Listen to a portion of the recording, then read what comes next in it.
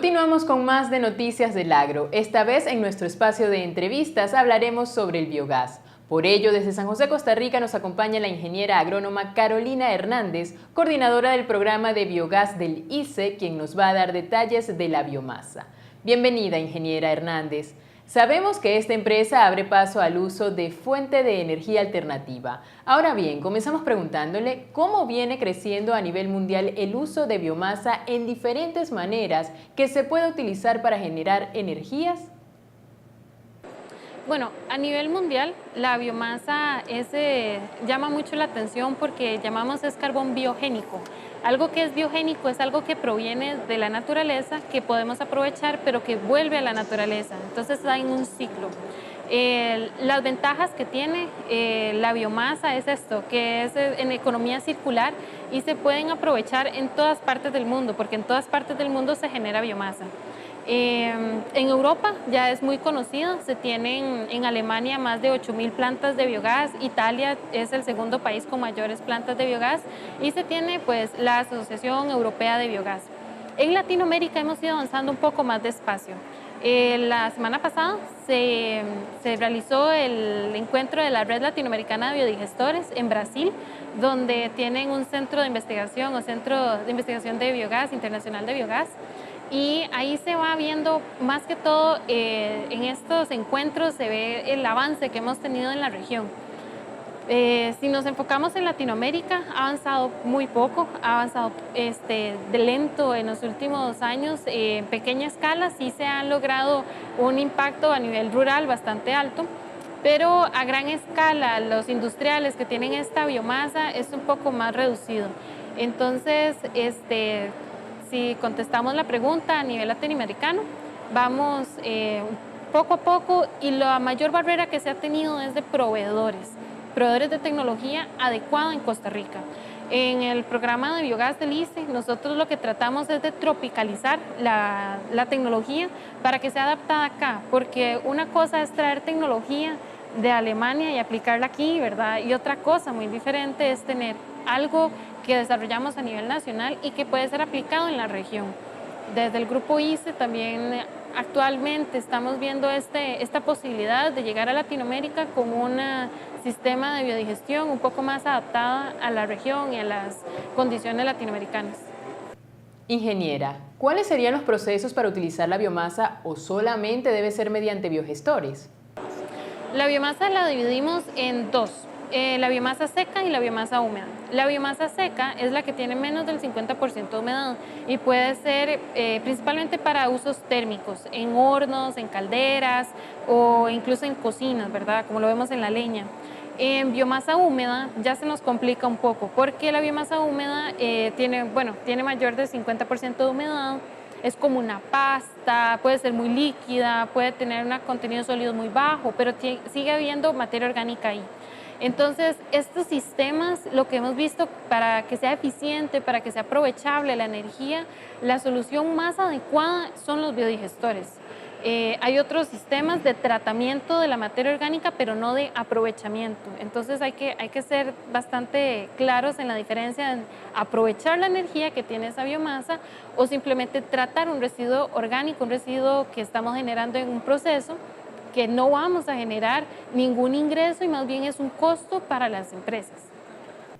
Entendemos que los biogestores son mucho más eficientes con el uso de estiércol, pero también existen con cultivos de piña, incluso otros tipos de cultivos. ¿Realmente son tan eficientes y funcionan tan bien como funcionan con el método tradicional? La ventaja que tiene el uso de la biomasa en biodigestores o la eficiencia depende mucho de la calidad del sustrato. En un mundo ideal, en un biodigestor, que usted me diría cuál es su biodigestor soñado, yo le diría es en el biodigestor donde yo puedo integrar muchos sustratos. Puedo tener excretas animales, puedo tener residuos de mataderos como sangre, grasas o incluso suero. Lo que pasa es que a nivel de la región estamos acostumbrados a pensar que un biodigestor se usa solo para excretas de animales, pero en realidad un biodigestor trabaja todo lo orgánico. Cualquier cosa orgánico que usted ponga en el biodigestor, él lo va a lograr procesar o consumir.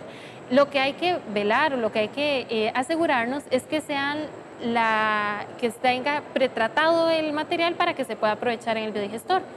Por ejemplo, las excretas tienen un pH muy neutro, entonces no afectan a la biología del sistema. En piña o en naranja o en sistemas más ácidos, esta acidez va a afectar al biodigestor, entonces hay que trabajarlo un poco con más cuidado, pero no es que baje la eficiencia. Siempre vamos a poder producir biogás. Ahora, si contemplamos la producción de biogás como uno más eficiente que otro, la sangre genera casi 10 veces más biogás que lo que genera una excreta bovina. Pero usted no puede tener un biodigestor de solo sangre. Usted necesita mezclar sustratos para poder tratar esa materia orgánica que es tan complicada como la sangre. Entonces, ahí es donde yo le decía que la integración de sustratos o el cosustrato, codigestión, es lo adecuado para un sistema como estos. Sabemos que existen muchas fallas en los biogestores, tanto en universidades como en varias fincas. Nuestra pregunta sería, si existe alguna tecnología para que los biogestores tengan un funcionamiento sin fallas. En Costa Rica, para que la tecnología de la biodigestión funcione bien, lo que hemos hecho es integrar las lecciones aprendidas de muchos productores. Entonces, cuando visitamos un sistema donde hay algunos contratiempos, decimos así, como algunas cuestiones que no están operando de la mejor forma, entonces vemos y vamos a hacer como un análisis de lo que pasó. Vamos atrás y valoramos qué fue lo que ocurrió para que no esté trabajando bien el biodigestor. Y nosotros hacemos un diagnóstico en las fincas para ver qué fue lo que pasó. Y de eso, lo que aprendemos lo aplicamos en la siguiente finca y en la siguiente finca. ¿Qué es lo que hace que a un sistema no opere? Lo principal, y a nivel nacional, han habido casos que no son exitosos, pero lo principal son los sólidos dentro del biodigestor. La idea de que los sólidos estén dentro del biodigestor es un sistema muy alemán, donde la mayor cantidad de sólidos adentro va a generar mucho biogás. Pero en los sistemas latinoamericanos, donde no usamos agitación a lo interno del biodigestor, no podemos permitir que sólidos vayan al sistema. Es un sistema más como de tratamiento de aguas. Entonces, la cantidad de sólidos tiene que ser extraída antes de que llegue al biodigestor. Esa es la causa principal de que un biodigestor no funcione, es los sólidos dentro del biodigestor. La segunda causa es porque la membrana se rompe o porque no sabemos trabajar la membrana. Por lo general, los rayos ultravioleta dañan los plásticos, entonces tenemos que ajustarnos a la material que estamos trabajando, ver cuáles son las ventajas y desventajas y cómo se deben usar. Entonces, si tenemos una membrana que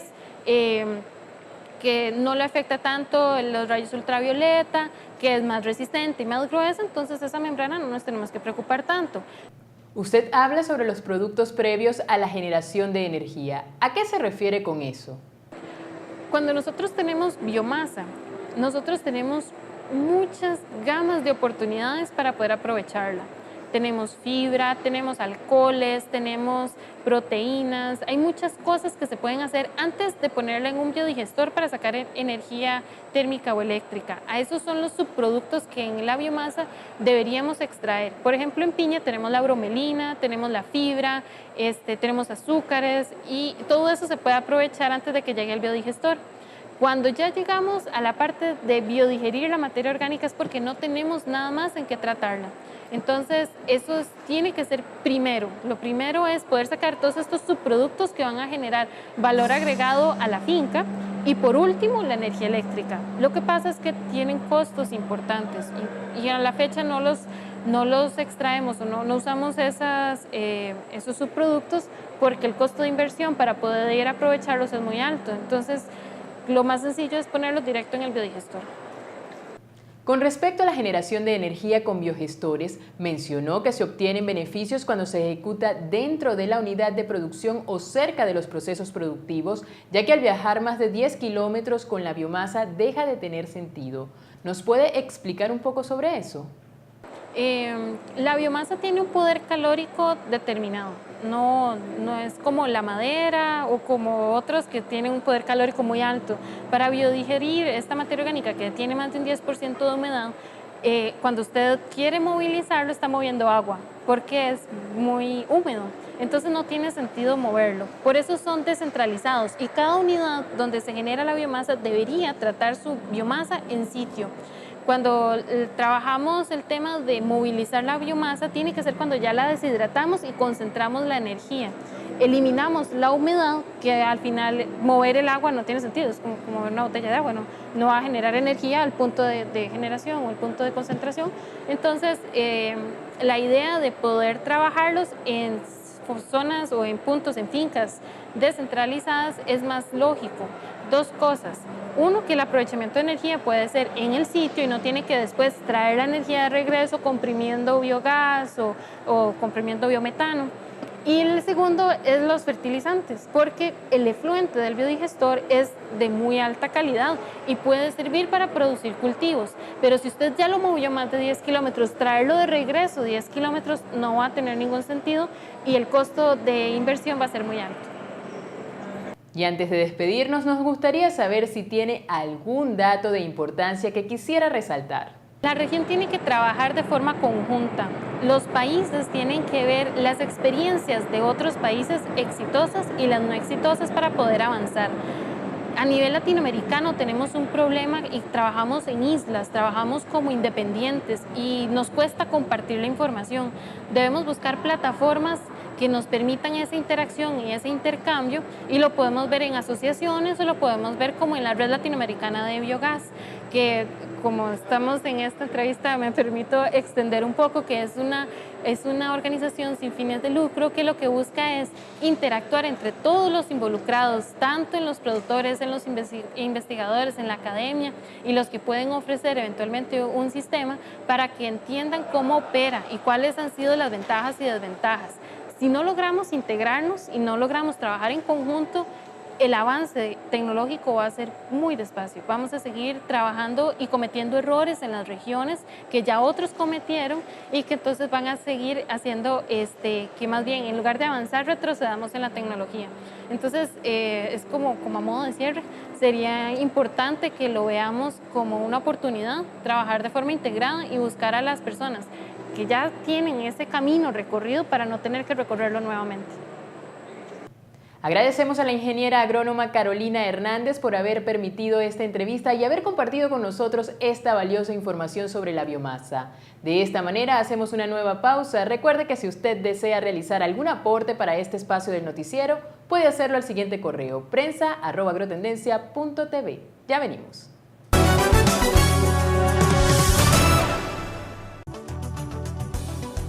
México trabaja para evitar extinción de especies silvestres.